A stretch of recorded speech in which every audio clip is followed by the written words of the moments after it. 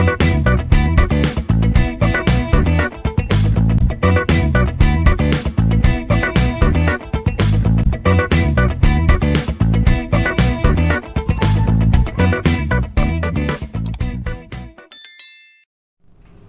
everyone, I am Sunil Kumar BL, Associate Professor, Department of Computer Science and Engineering, Canara Engineering College. I am handling Advanced Computer Architectures 17 CS 72. Textbook is Advanced Computer Architecture by Kai Hong and Naresh Jotwani. Reference book is Computer Architecture, a Quantitative Approach by John L. Hennessy and David A. Patterson. Three generation of multicomputers. The three early generations of multicomputers are reviewed in this section, which have contributed to the development of modern systems. Design choices in the past. Design choices. In selecting a processor technology, a multi-computer designer typically chooses low-cost so-called commodity processors as building blocks. In fact, the majority of parallel computers have been built with standard off-the-shelf processors. The next step was to choose distributed memory for multi-computer rather than using shared memory, which would limit the scalability. Each processor has its own local memory to address. Scalability becomes more feasible without shared resources. With distributed memory, a new programming model and tools are needed for multi-computers. Multi-computers have message passing point-to-point direct networks as an interconnection scheme rather than address switching networks used in NUME multiprocessors. First generation. Caltech's Cosmic Cube was the first of the first generation multicomputers. The Intel IPSC/1, Amatec S/14, and Ncube/10 were various evolutions of the original Cosmic Cube. For example, the IPSC/1 used i80286 processors with 512 kilobytes of local memory per node. Each node was implemented on a single printed circuit board with 8 I/O ports.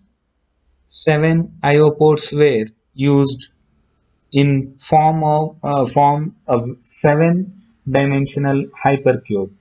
The eighth port was used for an Ethernet connection from each node to the host. Second generation. A major improvement of the second generation included the use of better processors such as i386 in the IPSC/2 and i860 in the IPSC/860 and in the Delta. The Ncube/2 implemented 64 custom-designed VLSI processors on a single PC board. The memory per node was also increased to 10 times that of the first generation. Most importantly, hardware-supported routing such as wormhole routing reduced the communication latency significantly from 6000 ms to less than 5 ms. The architecture of a typical second-generation multicomputer is shown in the diagram. This corresponds to a 16-node mesh-connected architecture. Mesh routing chips are used to establish the four neighbor mesh network. All the mesh communication channels and MRCs are built on a backplane. Each node is implemented on a PC board plugged into the backplane at the proper MRC position. All I/O devices, graphics, and the host are connected to periphery of the mesh. The Intel Delta system adds such mesh architecture. Third generation. These designs laid the foundation for the current generation of multicomputers. Caltech had the Mosaic C project designed to use VLSI implemented nodes, each containing a 14 MIPS processors, 20 megabytes per second routing channels, and 16 kilobytes of RAM integrated on a single chip. The full size of the Mosaic was targeted to have a total of 16,384 nodes organized in a three-dimensional mesh architecture. MIT built the J-Machine, which it planned to extend to a 65K node multicomputer with VLSI node interconnected by a three-dimensional mesh network. Intel Paragon system. In 1980s, hypercube multicomputers were made with homogeneous nodes because all I/O functions were given to the host. This limited the I/O bandwidth, and thus these computers could not be used in solving large-scale problems with efficiency or high throughput. The Intel Paragon was designed to overcome this difficulty. The usage model tuned the multicomputer into an applications server with multi-user access in a network environment. Ever since the introduction of the IPSC/2 CFS, parallel I/O has been possible with dedicated disk nodes in addition to the computing node. The IPSC/860 further pushed the idea of using heterogeneous node types. The Paragon system went further by making it a host-free multicomputer.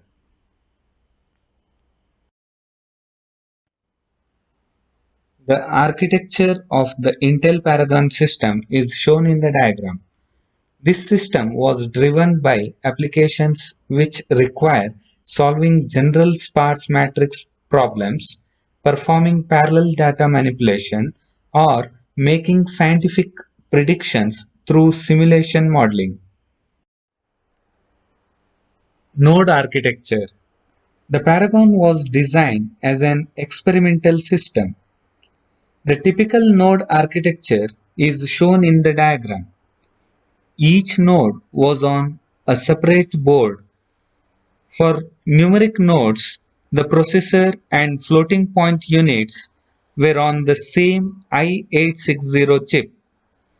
The local memory took up most of the board spaces. The external I/O interface was implemented only on the boundary nodes with a computational array. The message I/O interface was required for message passing between local nodes and the mesh network. Router architecture. The mesh connected router is shown in the diagram. Each router had 10 I/O ports, 5 for input and 5 for output. 4 pairs of I/O channels were used for mesh connection to the four neighbors at north, south, east and west nodes. Flow control digits, also called flits, buffers, were used at the end of input channels to hold incoming flits. Besides four pairs of external channels, a fifth pair was used for internal connection between the router and the local node. A 5 cross 5 crossbar switch was used to establish a connection between any input channel and any output channel. The function of hardware router included pipelined message routing at the flit level and resolving buffer or channel deadlock situations to achieve deadlock-free routing. Message routing schemes. Message formats. Information units used in message routing are specified in the diagram. A message is typical unit for internode communication. It is often assembled from an arbitrary number of fixed-length packets, thus it may have a variable length.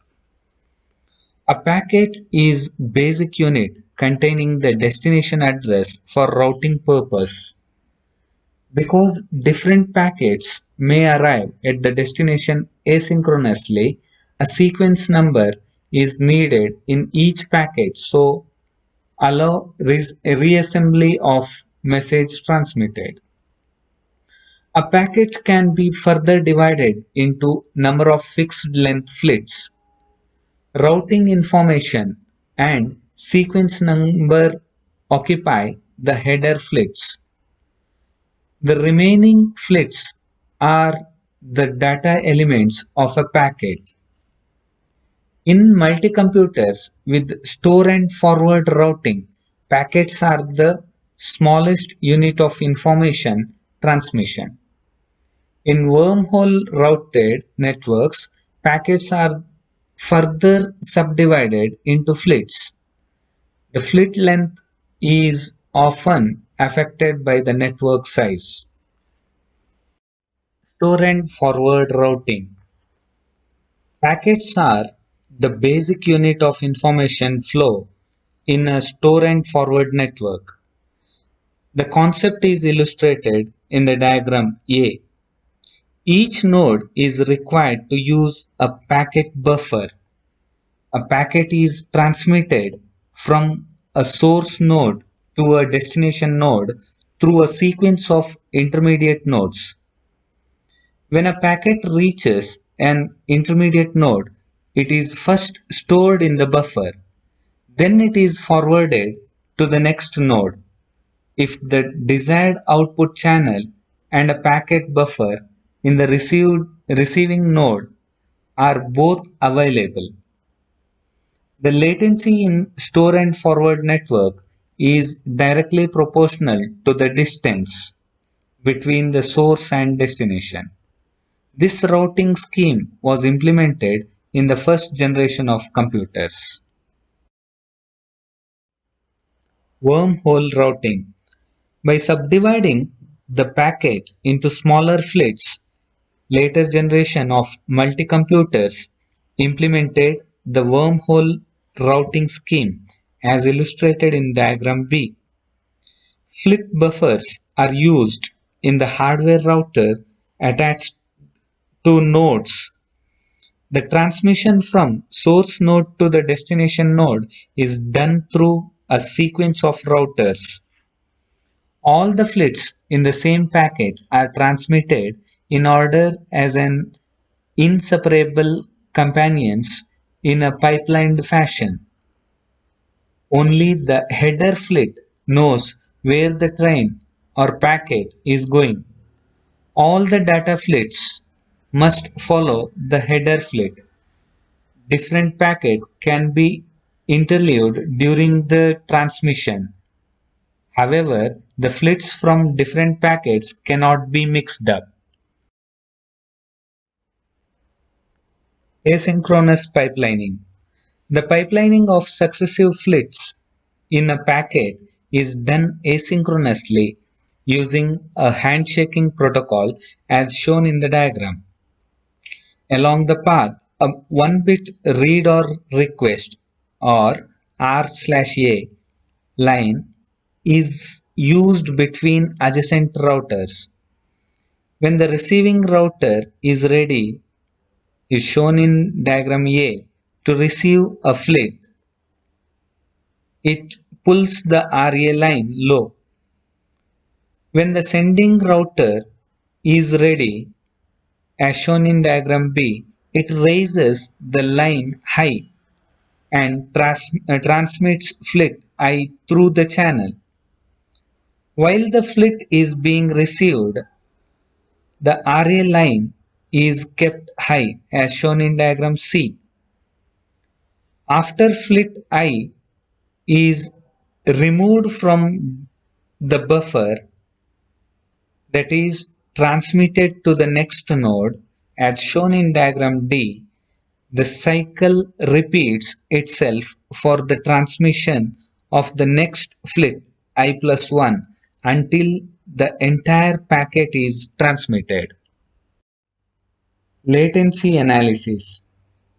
A time comparison between store and forward and wormhole routed network is shown in the diagram.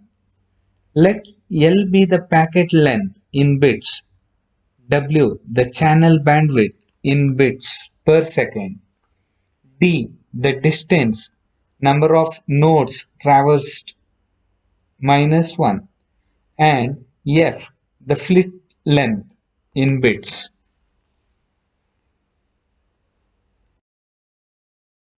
Virtual channels. A virtual channel is a logical link between two nodes. It is formed by a flit buffer in the source node, a physical channel between them, and a flit buffer in receiver node. Figure shows the concept of four virtual channels sharing a single physical channel. Four flit buffers are used at the source node and receiver node, respectively. One source buffer is paired with one receiver buffer to form a virtual channel when the physical channel is allocated for the pair. In other words, the physical channel is time shared by all the virtual channels. Besides the buffers and channel involved, some channel states must be identified with different virtual channels. The source buffers hold flits awaiting use of the channel. The receiver buffers hold flits just transmitted over the channel. The channel provides a communication medium between them. The diagram shows the deadlock situations caused by circular wait at buffers or at channels. Deadlock avoidance. By adding two virtual channels V3 and V4 as shown in figure C, one can break the deadlock cycle.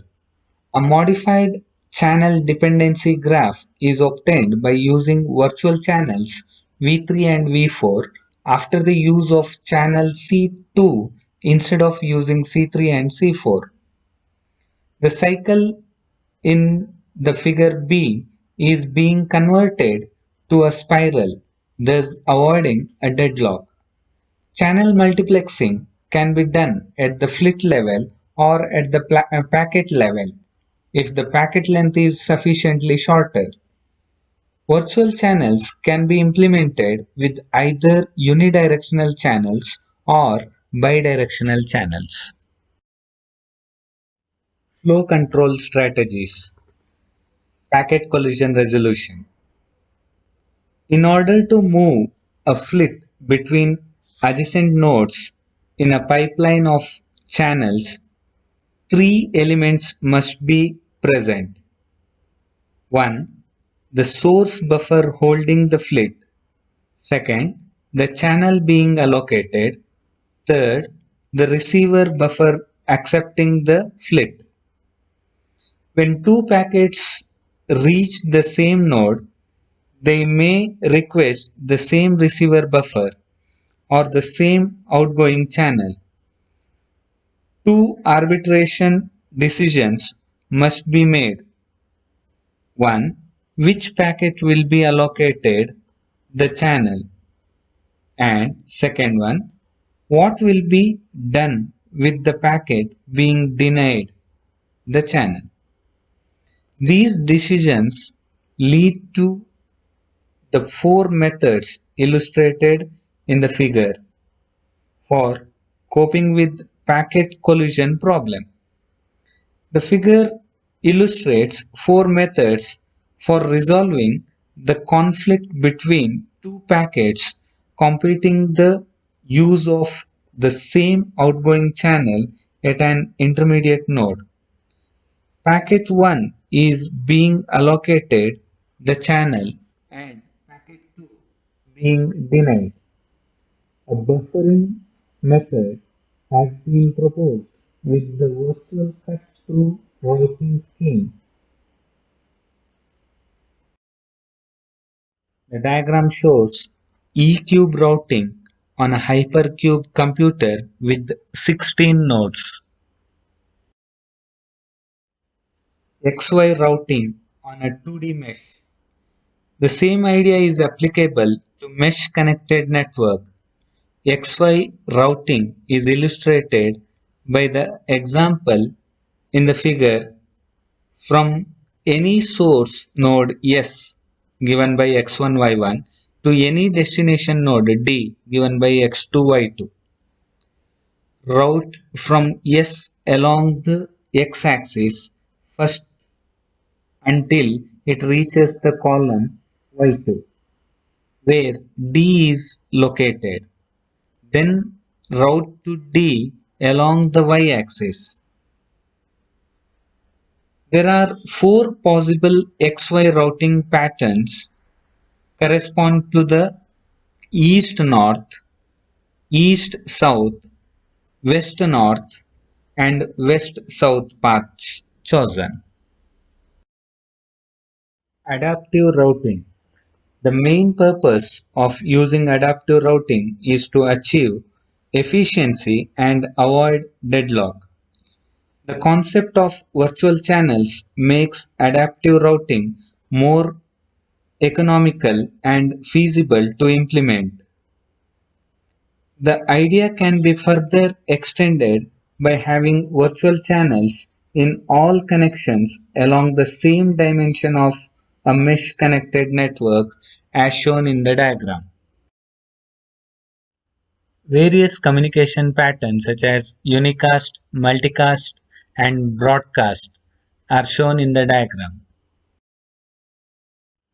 This diagram shows multicast and broadcast on a hypercube computer. Virtual networks. Consider a mesh with the dual virtual channels along both dimensions as shown in the diagram. These virtual channels can be used to generate four possible virtual networks. Network partitioning. The concept of virtual networks lead to the partitioning of a given physical network into logical subnetworks for multicast communications. The idea is illustrated in the diagram. Thank you.